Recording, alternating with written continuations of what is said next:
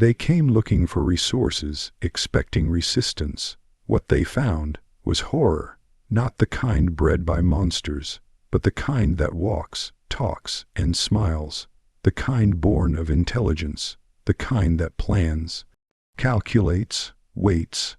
The Xyrathi Armada had conquered over 60 seven-star systems. Their name was legend. Galaxies whispered of their war machines that cracked planets like eggs, and their biotechnology that enslaved species in hours. So when they reached Earth, they didn't come with caution, they came with confidence. Earth to them was primitive, a blue-green rock with scattered weapons and emotional bipeds. Their scans saw no global unity, no planet-wide defenses, no superweapons. They saw division, chaos, politics, and war. Easy pickings they didn't know. They didn't know the darkness wasn't in our weapons, it was in us. They landed in New York first, a statement, always a statement. They called it subjugation by symbolism. Within seconds, Times Square was reduced to ash. Entire districts were vaporized. Humanity screamed, but it didn't crumble, no, it adapted. The first human retaliation wasn't military. It was psychological. Cities voluntarily broadcast footage, not of war, not of diplomacy, but of history, the Holocaust, genocides, torture, bombings, nuclear scars, children trained for war, prison experiments. Mass graves. The aliens watched in silence, believing this to be some form of desperate plea. But then came the whispers. The humans weren't showing shame. They were showing potential. One Xyrathi commander said, "We have underestimated them. They do not fear death. They redefine it." Groups went missing in forests. Ships landed in villages and vanished. Xyrathi soldiers reported hallucinations, nightmares, voices. One ship's crew dismembered each other, thinking they were under psychic attack. But no such tech was detected, just rumors, videos, echoes of human cruelty that wormed their way into alien minds. When they captured a small child, she smiled and said, "You should not have come here." That night, the entire battalion disappeared. Cities that should have fallen stood tall, not because of weapons, but because of inhumanity. Booby trapped civilians. Self-immolations laced with viral code. Children carrying bombs, singing lullabies. AI systems that hijacked Xyrathi ships and turned them against each other. Every strategy was unthinkable. Every act unimaginable. To the aliens, war was honorable. To us, it was theater of survival. One captured general begged for mercy. The human scientists simply whispered, "We learned vivisection from nature, but perfected it with curiosity." The Xyrathi called a retreat, but Earth didn't let them go. We followed, we hijacked their wormholes, we reverse-engineered their DNA, we unleashed viruses made from their own people. Whole fleets fell in silence, galaxies lit up with fire. And then one message was broadcast across the stars in every Xyrathi language, burned into the frequency of every survivor. We were never the apex predators. We just didn't know it yet. Humanity didn't win the war. We ended it, not with peace, but with horror, because monsters aren't born, they're made, and we made ourselves. This is the legacy of Earth. This is the age of human horrors. And we are just getting started. Absolutely. Here's the rewritten paragraph in a flowing, emotional Netflix narrator style. They didn't win the war. No, they didn't even understand it. Because this wasn't about weapons or strategy anymore. It was something deeper, something older. Humanity didn't fight with honor or protocol. We fought like creatures cornered in the dark, like minds unchained from morality. And when the enemy finally rent, terrified, broken, we didn't celebrate. We followed. We stepped through their wormholes like ghosts, carrying the silence of everything we'd lost and everything we'd become. We took their ships. We spoke their language. We turned their own DNA into the virus that wiped them clean from the stars. And as the last of their kind vanished into the black, a single message echoed through every galaxy, through every signal, through every dying scream. We were never the apex predators. We just hadn't realized it yet. Because this wasn't victory. This was evolution, and the monsters, they weren't out there in the stars. They were us, and we're just getting started. Let me know if you'd like the full story rewritten in this tone. The Xyrathi weren't monsters, not in the way fairy tales warn you. No, they were worse, because they didn't scream, they didn't snarl. They arrived with beauty and silence, their ships gliding like obsidian wings over oceans and cities. Smooth, calculated, dispassionate. For them, conquest wasn't hatred. It was simply how empires breathed, and Earth was supposed to be their next exhale. It started with the clouds splitting open above New York City. A single beam of violet light touched the skyline. Seconds later, the entire financial district vanished. Not exploded, vanished. A hole in the world, as if someone had dragged a finger across reality and erased it like chalk. The news tried to keep up, spinning stories of earthquakes and missile tests. But then came the sky. Hundreds of black crescents hanging above every major city, casting shadows that didn't match the sun. Shadows that pulsed, that watched. Panic was instant. Governments scrambled. Civilians screamed into cell phones that didn't work. For a brief moment, the world stood together in confusion, but confusion didn't last. It turned into something colder. See, the Xyrathi had studied us. They'd read our data, decrypted our languages, tracked our wars. What they saw was division, hate, fragile alliances, religious conflict, tribal politics, economic warfare, unending protests. They believed we were fractured, soft, teetering on the edge of implosion. They believed all they had to do was tip the balance. They didn't understand the storm that lives in humans when we're pushed too far. Because when the first wave landed, when their long, skeletal machines stepped onto human soil, what they didn't see were soldiers running. They saw civilians who smiled. It didn't make sense. There were no rifles in their hands, no tanks, no visible defenses, just people, calm, still, watching. And then the broadcasts began. Not resistance videos, not calls for unity, not political speeches.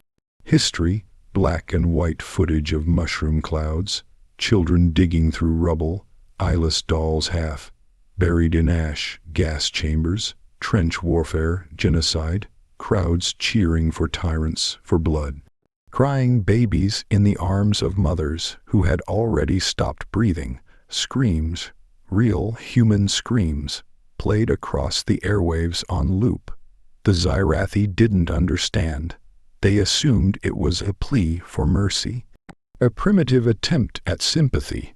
But Earth wasn't pleading. We were warning them, because while they had evolved with logic, we had evolved with pain, generations of it. Generational trauma carved into our DNA like scars passed down from bone to bone. We had forgotten peace. We had learned to smile through horror. So when the Xyrathi touched down and began their campaign of annihilation, they expected collapse. What they got was curiosity. Humans began following their machines, studying them, not to fight them directly. No, we knew that was suicide. We had no fleets in orbit, no planetary shields, but what we had was adaptation. We had imagination.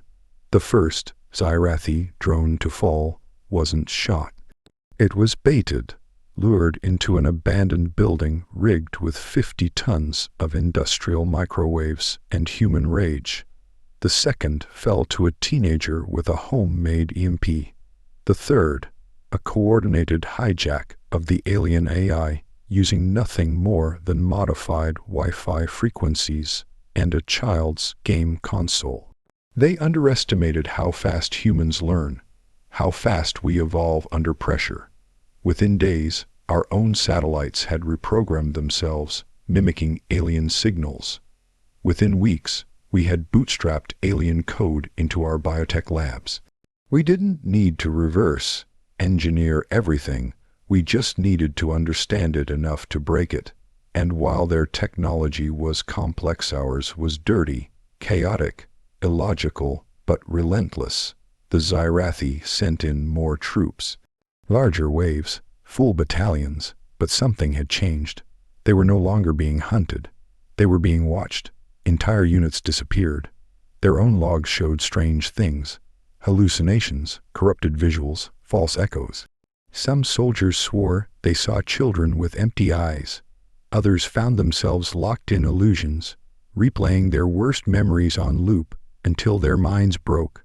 Of course, we didn't have psychic weapons. That wasn't us. We didn't need them. All we had to do was show them what we had already done to each other. The horror wasn't something we created for war. It was already part of who we were. One night, an alien commander walked into what he thought was a deserted bunker, looking for survivors. He found a wall made of mirrors, each one reflecting not his body but human atrocities. Every war, every massacre, every crime, it was just light, recorded footage projected with sound. But he fell to his knees and screamed until his blood turned black. After that, they stopped calling us primitives. They called us the Tainted. Their language didn't have a word for what we were, so they made one up, not because we killed the most, but because we understood pain and used it. And the worst part, we weren't even trying our hardest yet. This is the legacy we carry. The horror isn't what we became during the war. It's what we already were before it ever began. They should have left when they had the chance. By the time the Xyrathi realized Earth was not what they thought, it was already too late. Their commanders sent desperate messages back to their homeworld, but the silence that answered them wasn't technological failure. It was dread. No reinforcements came, no fleets, no orders, just the cold void of space and the growing whispers that something had gone wrong on Earth. It wasn't the weapons. We never outgunned them. We out-thought them. We outfeared them. We outlasted them. And soon we began to infiltrate their systems, not with ships, but with stories. We leaked into their code, into their comms. At first, it was unintentional. A data spike here, a corrupted file there. Then, it became deliberate. We embedded memories. Yes, memories. They had neural networks, vast and beautiful, but they were also vulnerable. And when we realized their language processors could interpret emotional context, we began feeding them ours. Not facts, not coordinates, but raw human experience. Millions of recorded cries, hallucinations, fears, moments of death, torture, betrayal, things no species should see, much less feel. We poured it into their ships. Into their sleep. They began having nightmares. One Xyrathi pilot reported his ship refusing to move, paralyzed in orbit as its systems looped the same footage of a human mother weeping over a child that wouldn't wake up. Another squad, trained elite fear, landed in northern Europe and walked directly into a field of corpses. Not alien corpses, human, preserved, staged. Hundreds of them, all staring at the sky, mouths stitched shut. The aliens turned and ran, but the field wasn't there. They'd seen it in their minds, because we were no longer fighting with bombs or bullets. We were weaponizing the human condition, and slowly they began to break. It started with silence, units going dark, ships hovering in place. Then came the whispers, Xyrathi soldiers killing each other over shadows. Others speaking human names they couldn't possibly know. Some turned their own weapons on themselves, mumbling things like the sky has teeth or the silence is watching. None of those phrases made sense to them, but to us they were stories, warnings, superstitions woven into our nightmares for centuries. We never gave them a war, we gave them ghosts. Still, their leaders pressed on. Pride, power, protocol. They believed it was salvageable, that maybe we'd poison the first waves, but the next would bring victory. They sent in their cyber saints, high command neural intelligences meant to purge all psychological interference. But the moment they connected to Earth's frequency, we showed them ourselves. Live feeds from war zones, starvation, lynchings, mob justice. A man laughing as he burned down a church. A boy holding his dying sister's hand while his city crumbled. Executions recorded on shaky phones. They had filters. They had firewalls. They didn't matter. The intelligence collapsed in less than 4 minutes. It locked itself in recursive loops and melted, screaming in binary, trying to purge what it had seen. And all across their fleet, a single phrase began appearing on their screens. We are what comes after fear. Because they had tried to dominate us through terror, but they didn't understand. Humans aren't scared of terror. We live in it. We grew in it. We're forged in fires most species would pray never to imagine.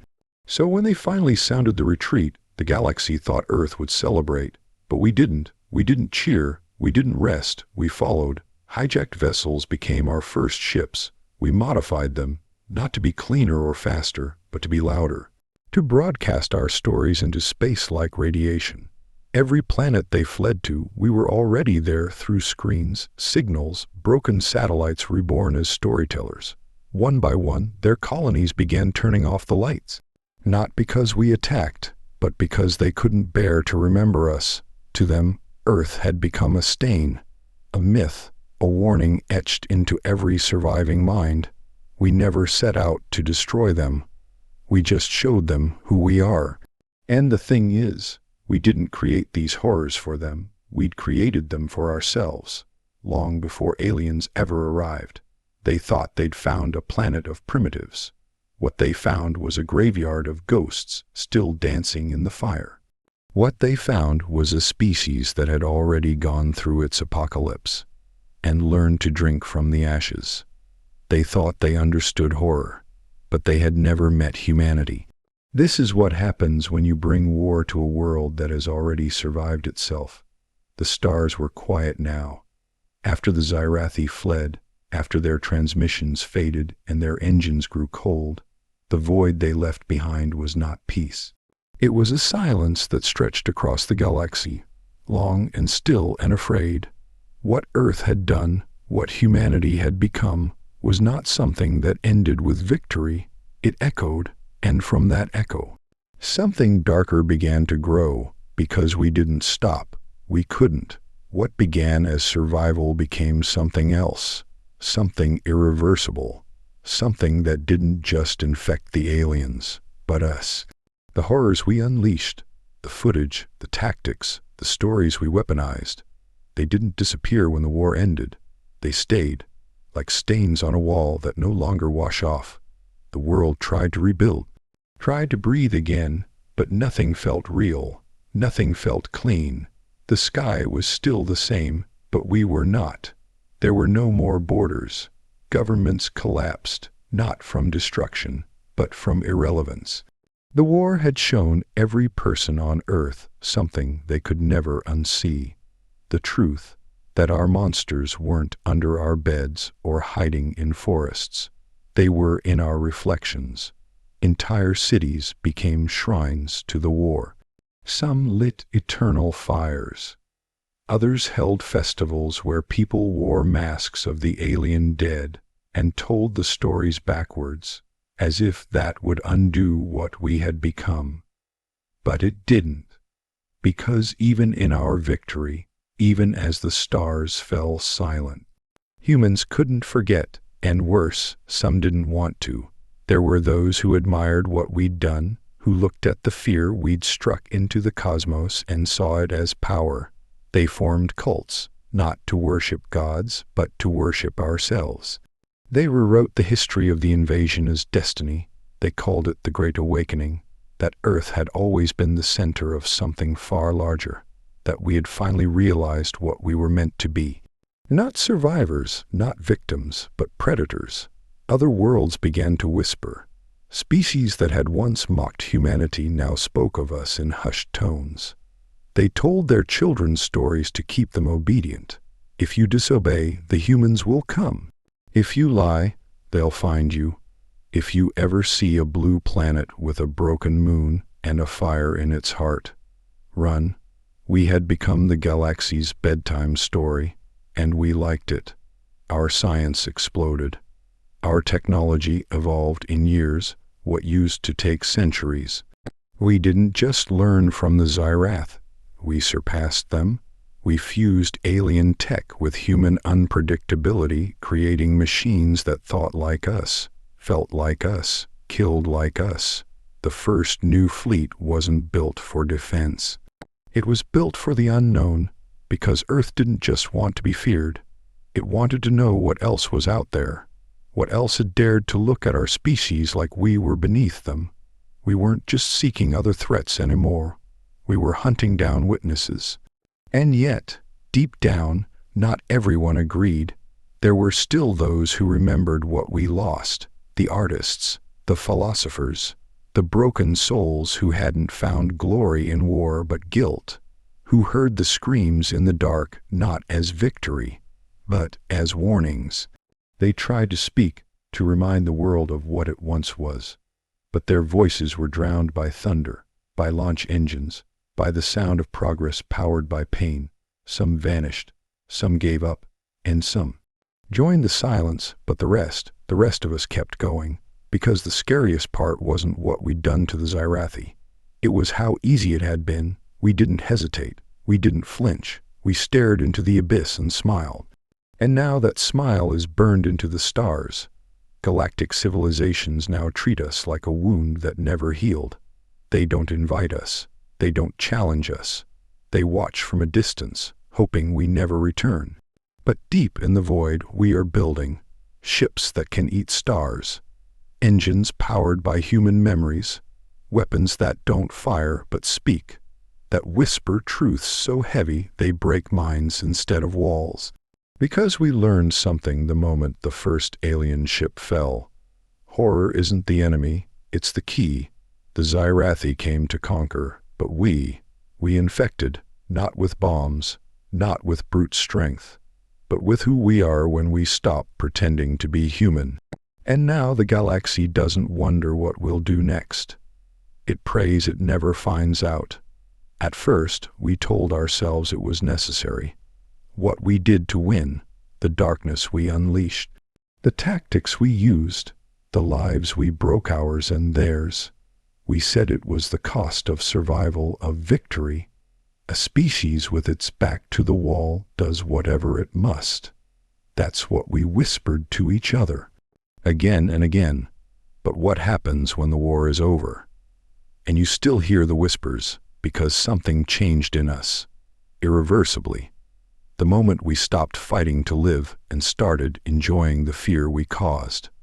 The line between defender and monster began to blur. And somewhere in the quiet aftermath, a truth began to surface that no one wanted to admit. We didn't just survive the war, we became it. It started small, patterns in behavior, children drawing scenes of destruction, not with horror, but pride. Young artists painting murals of alien skulls, stacked like pyramids under the stars.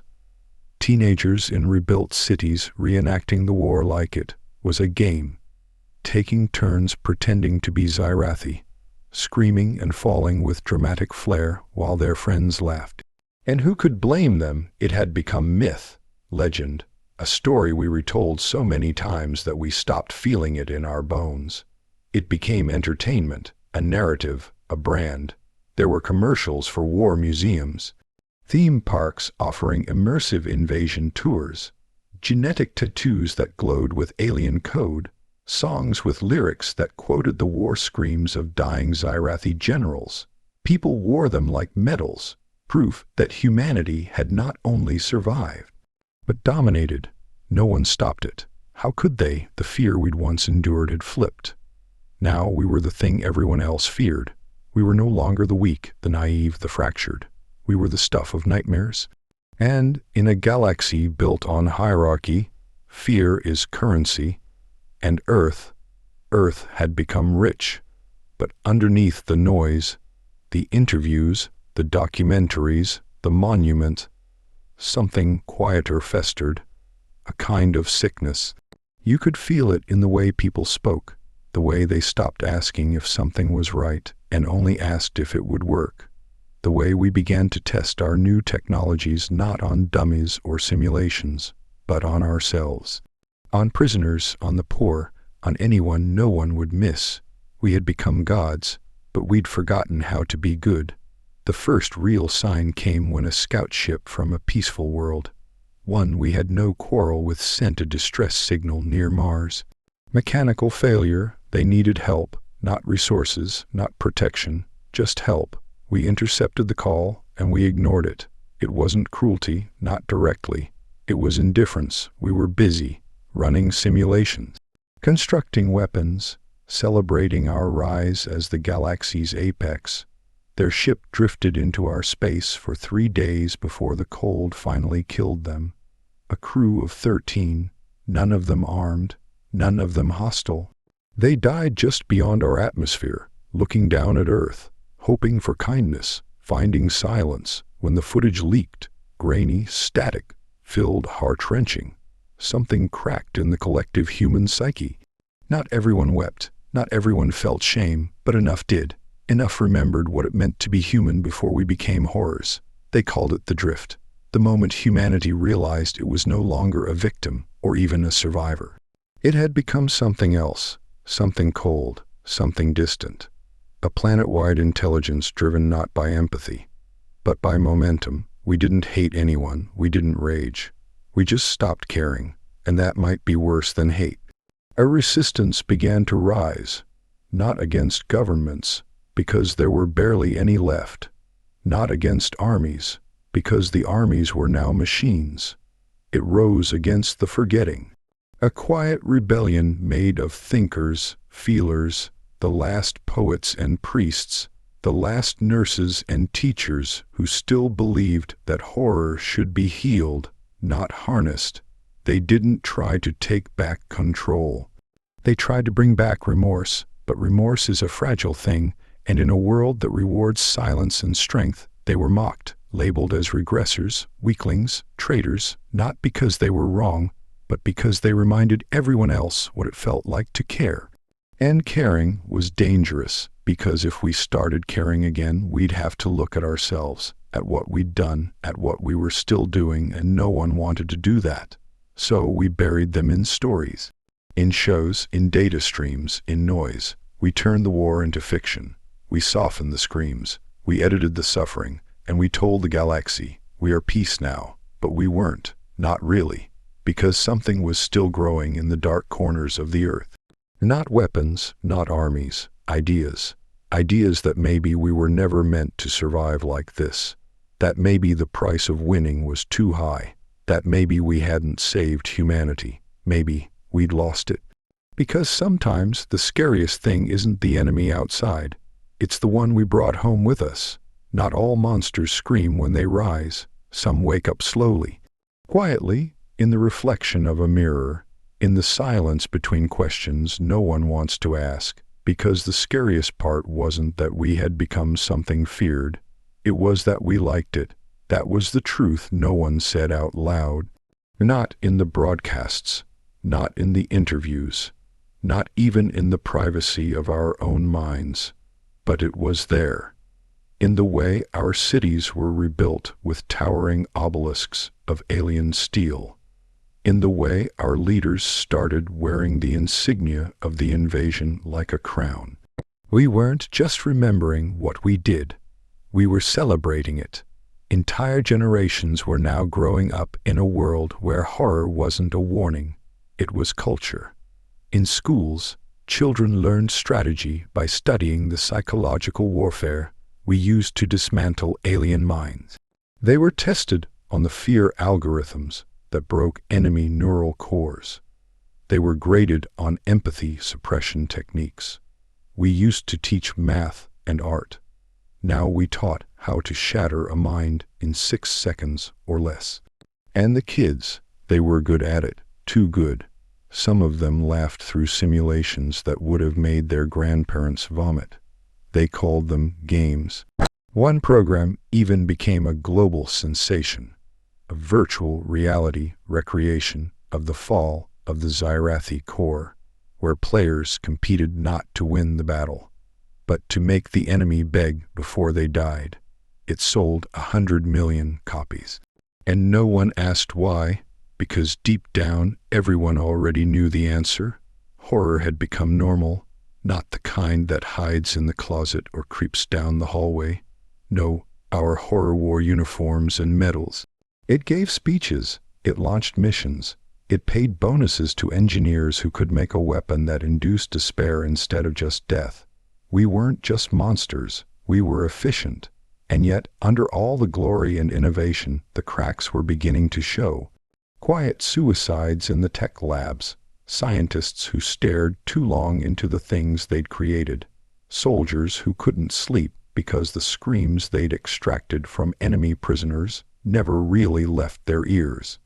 Artists who painted nothing but fire, children who stopped asking why. There was no external war anymore, but inside, Earth was bleeding. One by one, the people who remembered the before started to disappear. Some faded quietly into obscurity, others boarded long-range colony ships chasing silence across dead stars. They weren't running from enemies, they were running from us. The ones who stayed, they buried it, swallowed it, carried it behind their eyes like a dull ache no medicine could fix.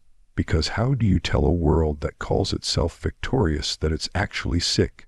You can't. So they wrote stories. They sang, they carved warnings into stone, but no one listened. Not when there were new planets to survey. Not when the rest of the galaxy watched us like gods. Not when we'd finally won. Because that's the trap, isn't it? Once you win with horror, you forget how to live without it. We'd become addicted to it. Not the screaming or the blood, but the power it gave us. The silence that followed our name in galactic courts. The way other species avoided eye contact with our ambassadors. The way even our allies flinched when we walked into the room. Fear became our oxygen, and we inhaled deeply. But there were still some, just a few, who believed it wasn't too late. That maybe, just maybe, humanity could remember what it used to be. They formed enclaves, spaces of stillness, places where no war stories were told, where no alien skulls lined the walls, where children were allowed to cry without being told to weaponize their emotions. They were small, quiet, mocked, but they existed, and their message was simple. We can still be more than what we did to survive. Most people ignored them, but not everyone. Sometimes, late at night, when the neon towers flickered and the city's heartbeat quieted, you could see them, those who had tasted the horror and found it bitter, sitting in silence, listening to old songs, holding photos of people they used to be, because they knew the truth. The scariest monsters are the ones that forget they were ever human, and Earth had forgotten.